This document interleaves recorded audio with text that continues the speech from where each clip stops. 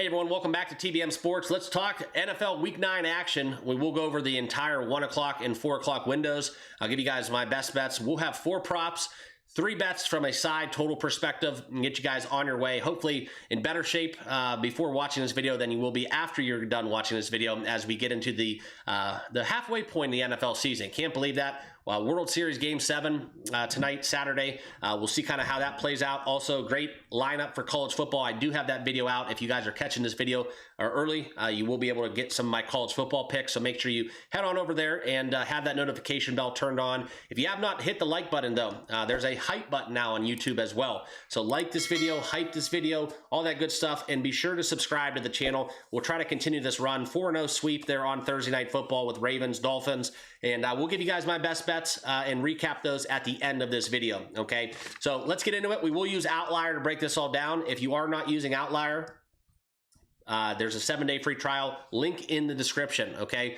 And then also in the description, you can find a link to my X Twitter page, Instagram, and we have a free Discord available to anybody who does want to partake. That's all welcome for you guys to click on. But I do suggest that if you have not signed up with OUTLIER, try it for 7 days, cancel anytime, especially with all the sports running concurrently, basketball, college basketball, NBA, baseball's over with, but still with NFL, hockey, it's simply a time saver. And for me, time is everything in what I do on a daily basis, okay? So we will get into the picks right now. First game we're going to lead off with is the Broncos taking on the Houston Texans. These will be kind of quicker rundowns. It's a huge slate, so I will kind of try to condense this a little bit with some of my logic and reasoning. But this is a game that I see being played into the 30s, right? Don't see a lot of scoring here in this spot. I think that when we talk about the Texans, they do get Nico Collins back, but they are depleted at the offensive line. It is a abysmal offensive line going against one of the highest pressure rates within the Denver Broncos. The Denver Broncos are absent Patrick Surtain, which I think will be a very, very huge disadvantage for their secondary because we all know how good he is, but still, this is a very good Denver Broncos defense traveling on the road at a very short favorite as we have seen them take some money. The number is moving, okay? This is a number that was 2.5, 2, now down to 1.5 in some spots, but we are seeing a majority of the bets on the Broncos, albeit only 50% of the money. So a little eye-opener there if you are a Texans backer. That's the way the betting splits do shake out. But like I said, guys, small lean towards the total going under 40.5. But I do have a best bet in the prop market, okay? This is where we're going to look at Kymie Fairbairn, all right? And if you do look at the metrics for the Denver Broncos defense throughout this season, 2.2 field goals on average allowed, all right? That's almost dead last in the NFL. That's not a bad statistic to be ranked bottom of the pack, okay? That means that you don't give up a lot of touchdowns, okay? It's points, but it's still not touchdowns, and holding your opponent to field goals is a good way to win football games in the NFL. Kind of why the Denver Broncos are 6-2 on the season, but still, we're going to look to take advantage of that. I'm going to have a half unit play, so this will be a full unit play on Kymie Fairbairn. We're going to take a half unit over 1.5 field goals, minus 158, and then another half unit on the plus 190, going over 2.5 field goals. So that little split kind of hedges our bet a little bit. If he only gets 2, it's not that bad. We still get a little profit, but if he gets 3 field goals, it's going to be a really nice day going in the Kymie Fairbairn market. Okay, so that will be my first best bet. Next, Vikings and Lions. We'll get to the second best bet. As J.J. McCarthy does return for the Vikings, traveling up to Ford Field, or down, I should say, but still, nonetheless, Vikings are 8.5-point dogs here in this spot. Kind of a higher total than what you would expect. I think that the Vikings defensively, they're serviceable. Detroit's off a bye. That does make a difference, I think, in my handicap. Jared Goff, the numbers speak for themselves at home off a bye, but still 5-2 Lions in the NFC North. This is a nice divisional game where I'm going to be laying the 8.5 here with Detroit. That is one of my first official bets from a spread total perspective. That's where I like the Lions to roll here. I would bet this game up to 10 because I do think we are going to get some movement. But J.J. McCarthy, for all things considered, coming off of that injury, I don't know how fresh he's going to be, how mobile he's going to be. And the Vikings have a lot of deficiencies when we do talk about them from from a statistical standpoint, and just the way that schematically they're going to be able to defend the Lions, I just don't see it. And I think that J.J. McCarthy, first game back, it's going to be ugly. I mean, we saw what happened with Carson Wentz, and this is just kind of where I stack up. Lions -8.5. That's an official play. Bears and Bengals. Interesting matchup here.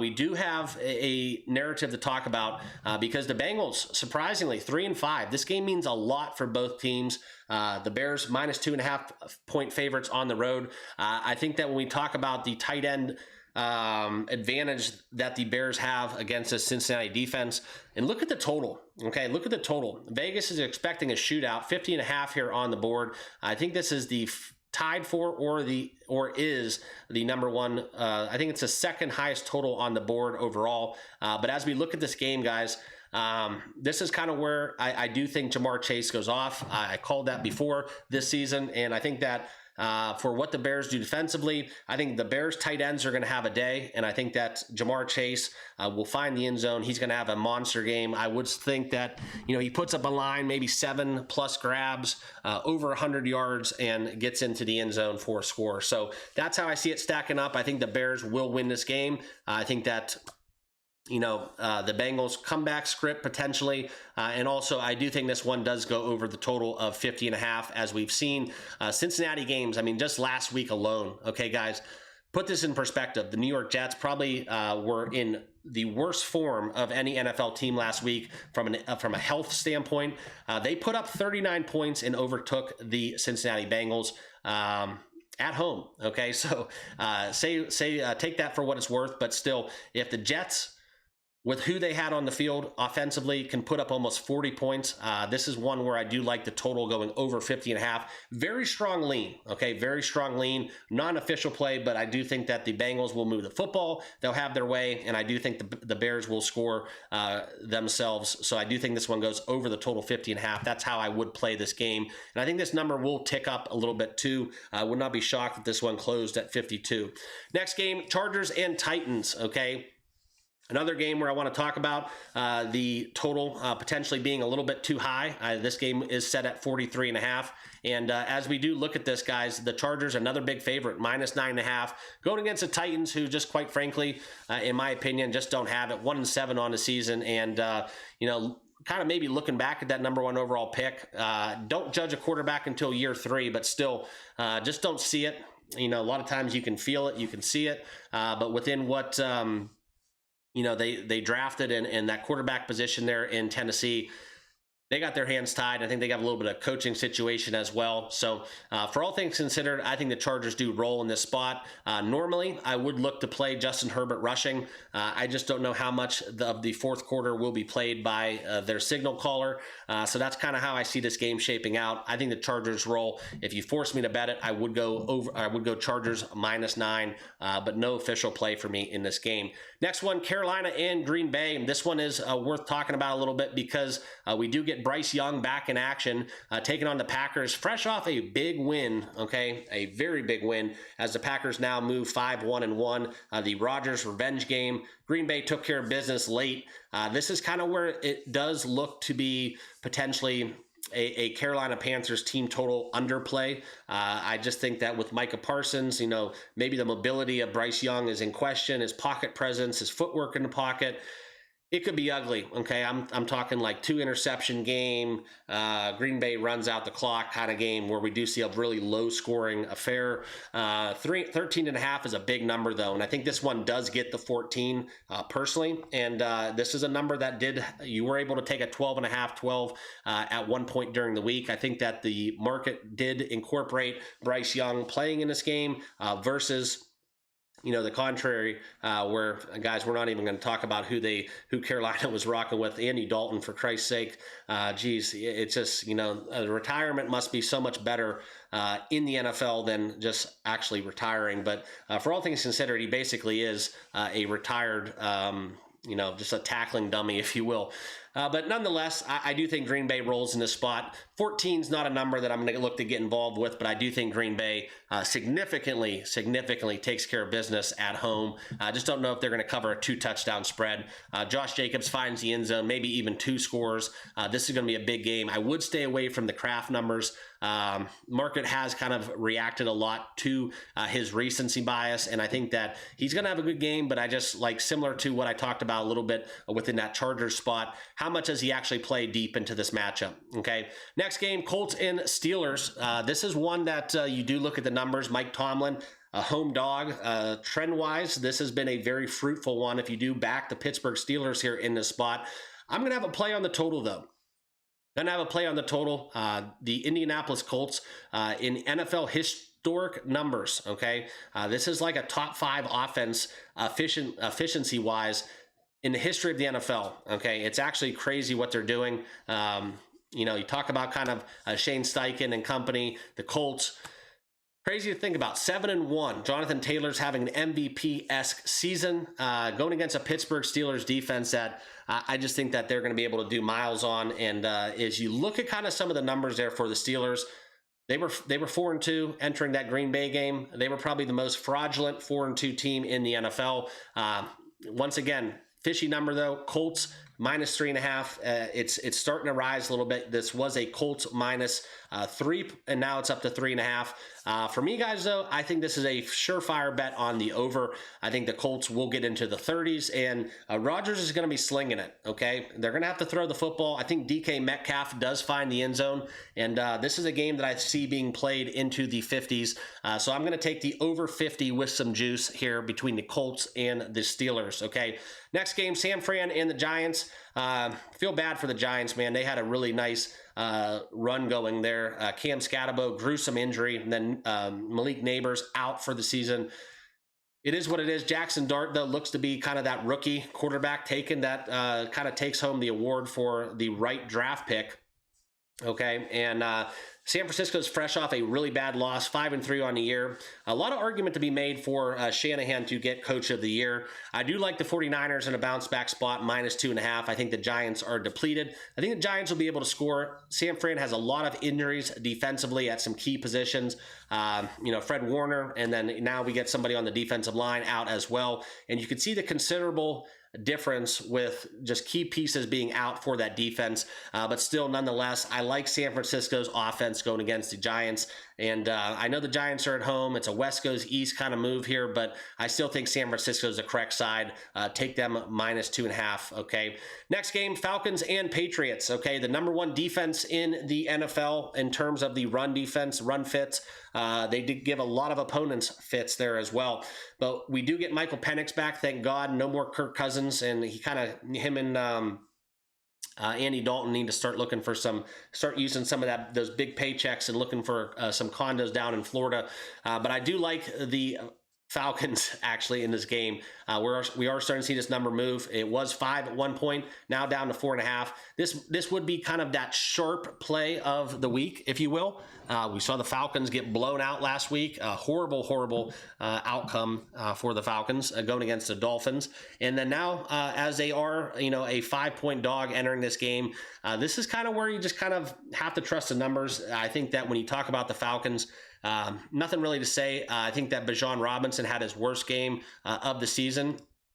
And as we do look back into kind of what we're seeing here from a player prop perspective, I'm not going to have an official play on the side, but I do want to talk about Bijan Robinson receiving. Okay, this is one where we have seen this number tick a little bit, but look at the last, I would say, 6 games before last week against the Dolphins, okay? 5 of those 6 games, he went over this total, and when he goes over, sometimes he just absolutely destroys it. Now, the one thing about New England, they do have a great run defense. I think he's going to be taken out of the running game, potentially, but overall against the receiving position, 20 in the NFL is their ranking against receiving yards allowed. But when we talk running backs, that ticks all the way up to 26th in the NFL. And one thing that Bijan does well is he catches the ball out of the backfield. So I am going to go over an official play, Bijan Robinson receiving yards 35.5 at -113. Okay, and we are going to retrace our steps a little bit. I did forget to mention one of my official plays from a prop perspective for that Chargers-Titans game. This is a Rondé Gadsden, okay? Kind of taking the scene in this after the injury that we had for Will Dissly. And I just think this is kind of Justin Herbert's go-to guy. With Herbert's projection over 250 yards passing, I think that Oronde Gadsden, the number still just has not been caught up to where it needs to be for him. And you can't really make it any higher from a handicapping perspective, because then the under will get absolutely hammered, but 46.5 going over his receiving yards, as he has had 68, 164, and 77 respectively in the last 3 games. I think Oronde Gadsden gets it, a couple chunk plays. 46.5 is a very short number for this prop, so this will be one of my best bets as well. Okay, moving down the board, we are going to get into that 4 o'clock window. Saints and Rams, another big spread, 14.5. The Rams are favorites coming off of a bye. Also, they do get Puka Nacua back. Okay, so I do have a very significant futures ticket involving the Rams, involving the Lions. Excuse me, and we'll share that over on the Discord. Don't want to jinx it, but still very nice. I think it's like 150 to 1 with a couple plus money picks. So looking for that one to come home, but we will need the Rams here. They're going to get a win today against the Saints, and I think that as a 14.5 point favorite, kind of a bet where I don't mind laying this big number off of a bye, okay? I think this one could be absolutely ugly. The one thing I'll tell you guys, though, in this spot, one player that I would target, I do think Olave has a very big statistical day here against the Rams. And I think that the Rams, talk defense, or sorry, talk offense, you got Kyron Williams, you got, an arsenal of tight ends. You got Puka Nacua, Devontae Adams now back, Matthew Stafford. It's all fine and dandy, but the Rams defense is legit. Don't sleep on the Rams D here. And that's kind of what's gotten them to a 5-2 mark here on the season. And as we talk about this a little bit deeper, okay, I do want to share kind of my thoughts about why I like them. Excuse me. And this is kind of where you look at kind of their recent games that they have played, okay? Rams in their last 5 games, holding the Jaguars to 7, holding Baltimore to 3, okay? Giving up 26, losing to San Fran. That was an ugly loss. And then they have done the best against Indianapolis on the season. They're the only loss for the Colts, holding them to 20 points, winning 27-20. You can make the argument the Rams could be the best team in the NFC, and that's kind of how I see it, and that's why I took them to win the division over the Seattle Seahawks and 49ers. But still, big number. No props I do favor outside of Olave. And I think the Rams are going to be a very nice teaser leg if you do want to take them down below 10 points also. Okay.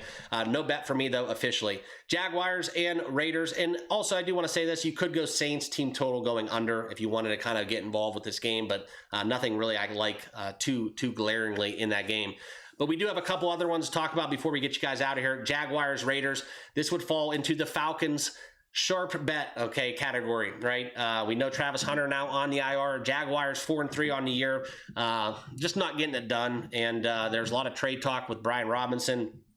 But still, the Jaguars, minus 2.5 on the road. Okay, this is a Raiders team that looked absolutely atrocious in their last game, losing 31-0. To Kansas City, and also before that, almost basically losing to Tennessee, losing to Indianapolis 40-6. This is a Raiders team that you just can't get right behind, but I still think that the plus 2.5 on the side of the Raiders, if you can find a plus 3, it's ugly. It smells from hell to high water, but I still like the Raiders here plus 3. This is a lean. It's a sharp play, if you will, based on the money flow and just how this game shapes out.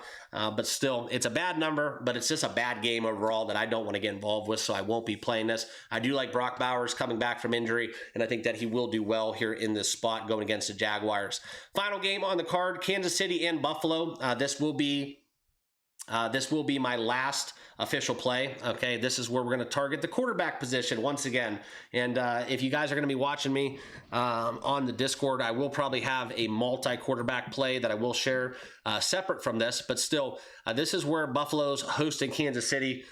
I mean, this might be the best matchup that we've had, consistently year in and year out. The Buffalo-Kansas City game, I think it moves the needle in the NFL. Josh Allen, Patrick Mahomes, you can make the argument the two biggest faces in the NFL. And the Bills 5-2, a little shaky 5-2, and same thing can be said for the Chiefs. But for my money right now, and I do have a Super Bowl exacta Chiefs and Rams are the two best teams in the NFL right now. Okay, that's my take. That's my opinion. You guys are welcome to disagree with me. But I do think that the Chiefs going on the road, I mean, when has this game not been a 2.5 point spread? Okay, it's always going to be either pick 'em 2.5 or less in this spot. And the Chiefs travel on to take on the Buffalo Bills there.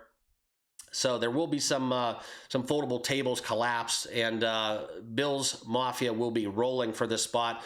But the Chiefs, I mean, they look really good. And when the Chiefs are running the football, it just is insane what Rashee Rice coming back into action does. It does a lot for Kelsey. Kelsey had a great game last time out.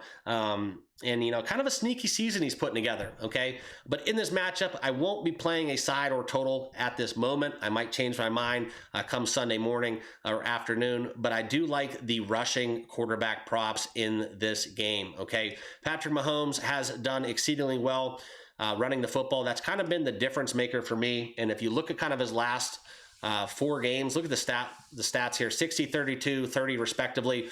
Total set 28.5 for him. Not going to get involved with good old Patty, but I do think that his rush attempts are going to be something that Vegas just can't, quite frankly, they can't move this off of 4.5.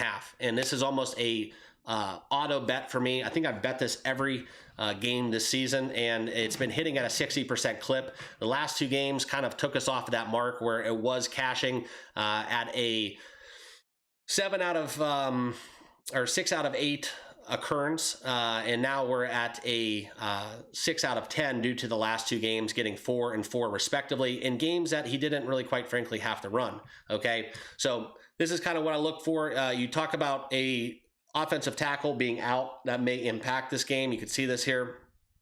But as you look at the rushing yards allowed for the Bills, 22nd in the NFL, glaring run defense issues for the Bills. But I do think that in this spot, guys, Patrick Mahomes over 4.5 rush yards, it does incorporate kneels, and that's why I like taking him every single week, because the Chiefs are usually victorious, and as long as it's not a blowout, he will be kneeling at the end of the game if all things are equal, okay? But this is going to be the best bet that I will close up on. This is where we're going to take Josh Allen, okay, over 39.5. 40 rushing yards for Joshy, minus 132. This is a game where I think that he will have to take matters into his own hands. A lot of pressure.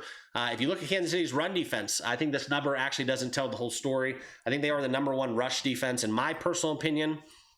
Yes, I did say something about the games earlier and talk about the Broncos and the Texans. I understand that.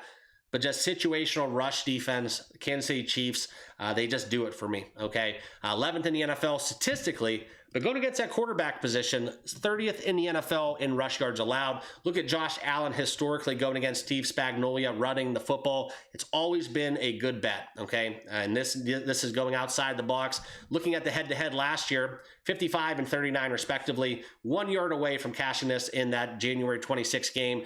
I still think that we get there at 40, and that's why I'm not taking the 42.5. Laying minus 132 though. Not loving that, but I'm still going to do it just because, you know, I don't want to bet the over 42.5 and then he ends up with 41. So Josh Allen over 39.5 minus 132 will be my last official play. All right. Thank you all for tuning in and sticking with me here for the years. And always, I know this is a little bit longer of a video when we do the whole NFL slate, but those are my best bets. I do want to tell you guys right now a quick recap. If you haven't liked or subscribed yet to the channel, please do so now. Follow me on X, check out the Discord, all that good stuff. But we'll get the props out of the way. The first prop will be Gadsden for the Chargers going over 46.5, minus 114. Josh Allen rushing over 40 yards, minus 132. Then we're going to take Kymie Fairbairn, that half unit split, over 1.5, over 2.5 field goals. And then the last one, Bijan Robinson, we're going over 35.5 receiving yards. Those will be the 4 props that I am on. And lastly, we'll get into the sides and totals, okay? We will have a play on Pittsburgh and Indianapolis. This is where we're going to go over 50.5. Over 50 is where the number is at currently. Detroit minus 8.5. And then also we're going to take the Rams Saints going under 44.5 will be my final official best bet. Okay. Appreciate you guys. Good luck out there. Let's cash some tickets and we'll see you all in the next video. Cheers.